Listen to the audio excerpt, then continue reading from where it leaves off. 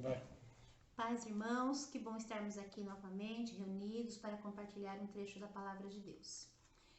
Hoje é o culto de quinta-feira, então nós vamos começar assim como nós fazemos na nossa igreja. Vamos orar pela nossa casa, pela nossa família. Levante aí uma das suas mãos e coloque diante de Deus a sua casa. Senhor Deus, em nome de Jesus, queremos te louvar e te agradecer porque estamos reunidos no teu nome. Visita, meu Pai, cada família, cada lar, que receba a tua bênção, que receba a tua paz. Oramos por aqueles que porventura estejam doentes, que haja cura, meu Pai, em nome de Jesus, porque nós cremos que pelas pisaduras de Jesus nós somos sarados. Meu Deus amado, nós colocamos diante do Senhor também o nosso país e apresentamos diante de Ti todas as igrejas, todos aqueles lugares onde os Teus filhos te servem, te buscam, aonde quer que estejam reunidos nesse momento. Haja, meu Deus, um milagre, haja o Teu favor, em nome de Jesus. Amém. Glória a Deus. Nós vamos ler a palavra de Deus em Marcos, capítulo 4, versículo 35. Naquele dia de tardinha, Jesus disse aos discípulos: Vamos para o outro lado do lago. Então eles deixaram o povo ali, subiram no barco em que Jesus estava e foram com ele. E outros barcos o acompanharam. De repente começou a soprar um vento muito forte e as ondas arrebentavam com tanta força em cima do barco que ele já estava ficando cheio de água. Jesus estava dormindo na parte de trás do barco com a cabeça numa almofada. Então os discípulos o acordaram e disseram: Mestre, nós vamos morrer. O Senhor não se importa com isso? Então ele se levantou, falou duro com o vento e disse ao lago: Silêncio, fique quieto. O vento parou e tudo ficou calmo. Aí ele perguntou: Por que é que vocês são assim tão medrosos? Vocês ainda não têm fé? E os discípulos, cheios de medo, diziam uns aos outros: Que homem é este que manda até no vento e nas ondas? Glória a Deus, né? Nós vemos aqui que Jesus entra no barco e fala aos seus discípulos: Vamos para o outro lado. E ali no meio do mar houve uma grande tempestade. Meus queridos, nós estamos falando de pescadores experientes, porque os discípulos eram homens experientes no mar.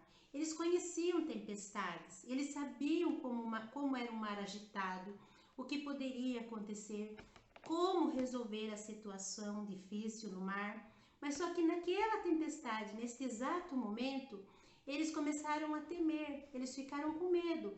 E o que eles fizeram? Eles foram até Jesus. E quando eles chegaram até Jesus, que estava no barco com eles, o que eles viram? Jesus dormindo. E eles acordaram Jesus e perguntaram: Você não se importa conosco? Não se importa com a nossa situação? Nós vamos morrer. E ali Jesus levanta e com toda a sua autoridade, ele dá uma ordem ao mar e o mar se aquieta, né? O vento se aquieta, começa a haver paz naquele lugar. E os discípulos olham e falam: Nossa, este homem tem poder, né? Que homem é este que manda até no vento e nas ondas? Esse é o nosso Deus, né, meus amados irmãos? E o que acontece ali? Muitas vezes é igual à nossa situação do momento, que também estamos no barco e o mar está agitado, as ondas têm batido no nosso barco, as ondas têm até entrado, muitas vezes as águas já estão entrando no barco, muitas pessoas já estão entrando em desespero, gritando: será que Deus não se importa? Muitas perguntas têm sido esta: onde está Deus que não está vendo toda a situação? Meu querido, eu quero declarar que Deus está conosco, porque a palavra dele já diz isso. Lá em Mateus capítulo 28, versículo 20, Jesus disse: Estarei convosco até a consumação dos séculos.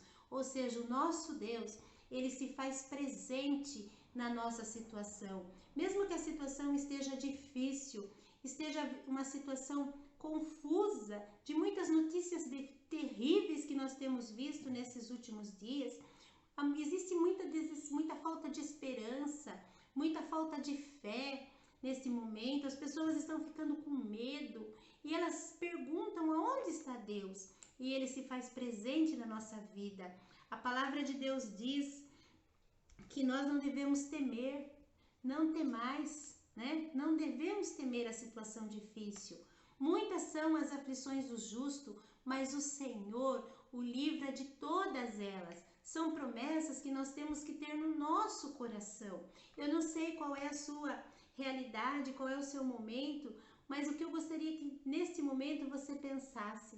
Você tem sido aquele que tem murmurado nesta situação, que tem questionado aonde Deus está, ou você tem guardado a sua fé, ou você tem declarado que você crê no Senhor Jesus, que você acredita que Ele é poderoso para resolver toda e qualquer situação, porque este é o nosso Deus, aquele que resolve a situação, aquele que entra na guerra conosco, amém? Lá em Malaquias, capítulo 3, versículo 14, fala sobre isso. Deus não se agrada daquele que murmura, Deus não se agrada daquele que questiona. Deus conhece os nossos pensamentos e lá ele diz pensamentos ofensivos contra mim. E muitas vezes na situação difícil nós achamos que Deus não está se importando conosco. E se tem uma coisa que nós não podemos falar é isso. Deus não está vendo, Deus não está conosco, Deus não está acompanhando a situação. Sabe, meu amado, Deus não é contra nós, Deus não é contra a minha casa, Deus não é contra a sua casa, Deus não é contra a minha família, Deus não é contra as pessoas. Deus tem um amor muito grande por cada um de nós. O capítulo de Romanos, no capítulo 8, gostaria muito que você abrisse aí, está escrito assim: diante de tudo isso, o que mais podemos dizer? Se Deus está do nosso lado, quem poderá nos vencer? Ninguém, porque Ele nem mesmo deixou de entregar o próprio Filho, mas o ofereceu por todos nós. Esse é o Deus que nós servimos, um Deus que amou o mundo de tal maneira que deu o seu próprio Filho por amor da humanidade. E está aqui a palavra dele: quem tem acusação contra quem Deus escolheu? Ninguém, porque o próprio Deus declara que eles não são culpados. Será que alguém poderá condená-los? Ninguém, pois foi Cristo Jesus quem morreu, ou melhor, quem foi ressuscitado e está à direita de Deus, e ele pede a Deus em favor de nós. Olha que Deus maravilhoso! Olha, está lá intercedendo a nosso favor, pedindo por nós. Então, quem pode nos separar do amor de Cristo? Quem pode nos separar? Serão os sofrimentos, as dificuldades, a perseguição, a fome, a pobreza, o perigo ou a morte?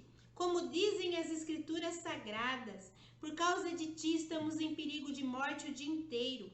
Somos tratados como ovelha que vão para o matadouro. Em todas essas situações, temos a vitória completa por meio daquele que nos amou, pois eu tenho a certeza de que nada pode nos separar do amor de Deus, nem a morte, nem a vida, nem os anjos, nem outra autoridade ou poderes celestiais, nem o presente, nem o futuro, nem o mundo lá de cima, nem o mundo lá de baixo. Em todo o universo não há nada que possa nos separar do amor de Deus, que é nosso por meio de Cristo Jesus, o nosso Senhor. Meu amado, não é tempo de revoltas, não é tempo de murmurações, não é tempo de críticas com relação ao nosso Deus, não é tempo de ficar perguntando se Deus se importa conosco ou não. Ele se importa sim. É tempo de termos essa certeza dentro do nosso coração, porque o Espírito Santo de Deus testifica com o nosso espírito que nós somos filhos de Deus. E se nós somos filhos de Deus, nós temos o amor dele dentro do nosso coração. E esse amor cuida de nós, esse amor cuida da nossa casa, esse amor cuida das nossas famílias. É tempo de tirarmos os nossos olhos da situação difícil. É tempo de tirarmos os olhos da crise e colocarmos os nossos olhos diante do Senhor. O salmista diz no Salmo 121, você pode ler aí na sua casa com mais calma: elevo os meus olhos para os montes, de onde me virá o meu socorro? O meu socorro vem do Senhor. Sabe o que acontece, meu amado? É que muitas vezes nós colocamos a nossa esperança no homem, nós colocamos a nossa confiança nas pessoas, nos seres humanos. E a nossa confiança, ela tem que estar no Senhor. As pessoas, elas são canais de bênçãos nas nossas vidas, mas elas são canais por onde o poder de Deus passa para nos abençoar. Mas a fonte de recurso, a fonte de vida, a fonte de sustento, a fonte do seu alimento, ela é o Senhor Jesus. Por isso os nossos olhos têm que estar aonde? No Senhor Jesus, porque é do alto que vem o meu socorro. Oh, glória a Deus. Leia lá comigo o Salmo 25:15, que diz assim: coloco os meus olhos no Senhor, pois Ele me livra do inimigo. Abra lá agora a palavra nesse Salmo 25, versículo 15. Confira lá, ó. Eu olho sempre para o Senhor, pois Ele me livra do perigo. Amém? Então, olhe sempre para o Senhor. Não fique olhando para a circunstância difícil do momento. O mundo inteiro está vivendo uma situação difícil. Está acontecendo uma situação que nós nunca esperávamos que fosse acontecer na nossa vida. Quem um dia imaginou? No começo do ano fizemos campanha, né? Campanha de superação. E eu creio que vai ser um ano de superação na nossa vida, porque nós vamos superar tudo isso em nome de Jesus, porque nós temos um Deus que é poderoso para fazer infinitamente mais, além daquilo que pedimos ou pensamos. Oh, glória seja dada ao nome do Senhor. Meu amado, sei que é um momento difícil, sei que as pessoas estão com medo, mas sei também que o nosso Deus é poderoso para fazer milagres na nossa vida. Amém? Eu queria muito que você prestasse atenção aqui, quando Jesus diz assim aos discípulos: vamos para o outro lado. Ou seja, Jesus falou para os discípulos que eles iam atravessar o outro lado, que eles iam chegar do outro lado do mar. Então, meu querido, tenha dentro do seu coração a palavra de Deus. Nós vamos passar para o outro lado. Ai, mas o meu barquinho está afundando, irmã. Não está não, meu amado, porque Jesus está no seu barco, e quando Ele está no seu barco, Ele dá ordem ao mar, Ele dá ordem ao vento, Ele dá ordem às águas, Ele dá ordem ao mundo, porque Ele que criou todas as coisas. Então Ele é o único que tem o poder para resolver todas as coisas. As ondas batem forte em nossa vida e muitas vezes a água começa a entrar na nossa casa, mas o nosso Deus, estando no nosso barco, Ele traz o livramento, Ele traz a vitória. Amém? Esse amor do Senhor. Leia lá comigo também, para nós terminarmos aqui, 2 Coríntios capítulo 4, aonde fala que os nossos olhos, eles têm que estar postos aonde? No Senhor. Precisamos tirar os olhos daquilo que nós estamos vendo com os nossos físicos e abrir os nossos olhos espirituais. Peça ao Senhor para abrir os seus olhos espirituais, para que você veja o Deus que você tem. Por isso, nunca ficamos desanimados. Está em 2 Coríntios 4,16. Mesmo que o nosso corpo vá se desgastando, mesmo que o nosso espírito, ele vai se renovando dia a dia. E essa pequena e passageira aflição que sofremos, veja como diz a palavra de Deus, pequena e passageira aflição que sofremos, vai nos trazer uma glória enorme e eterna, muito maior do que o sofrimento. Então vamos ver com os olhos do Senhor, que é pequena e passageira aflição, porque nós não prestamos atenção nas coisas que se veem, mas nas que se não veem, pois o que pode ser visto dura apenas um pouco, mas o que não pode ser visto dura para sempre. Amém? É isso, meu amado.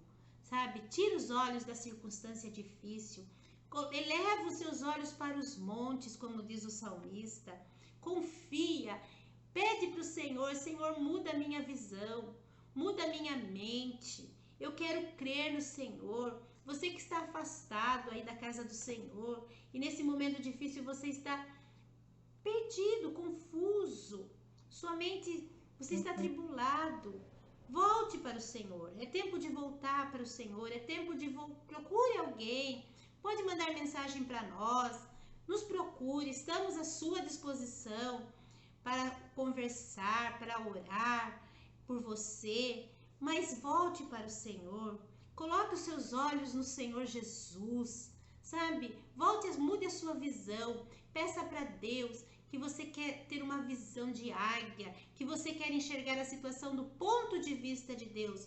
Eu tenho certeza que assim como diz a palavra de Deus, que é uma tribulação passageira, que isso tudo vai passar, nós vamos chegar no final do ano com a vitória. Em nome de Jesus, eu declaro bênção na sua casa, bênção na sua família. Coloque aí a mão no seu coração. Vamos orar nesse momento para que Deus traga paz.